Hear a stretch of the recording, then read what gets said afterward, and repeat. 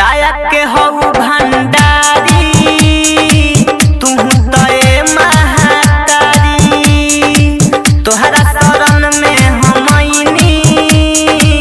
दोना जिंदगी सवारी शोभेला हाथवा में कमल के फूलावा कलना माई हमर अर्जी कबूलावा गिरता अखिया से लोरा हो कतही ना लहू के अजोरा हो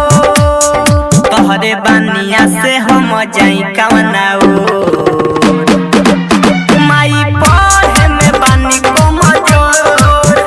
गिरे अखिया से झरा झरा लो माई पढ़े में बानी को मजोर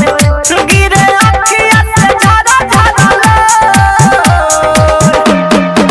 कि बानी पढ़े में हम तो कमजोर गिरे अखिया से झरा झरा लो।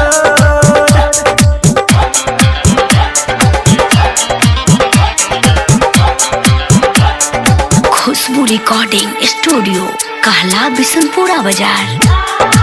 मिक्स बाय इमाम बाबू।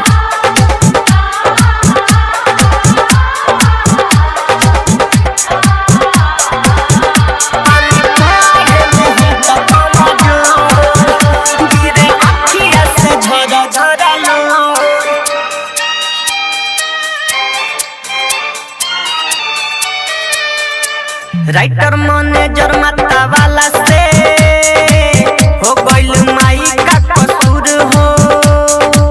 डीजे प्रिंस आई मम के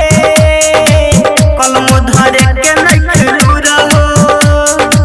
रमेश आतुर के बुरा हालत बाटे तब तो तहरा माई कुछ ना बुझात बाटे तू बाड़ू बैठल माई फूल में हम बानी रोवत तोहर पकड़ता गो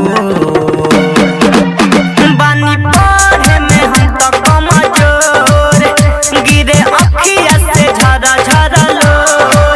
ए माई पढ़े में बानी कमजोर गिरे अखिया से झरा झरा लो बानी पढ़े में हम तो कमजोर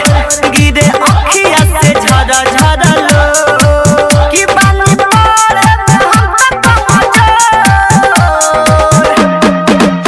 गिरे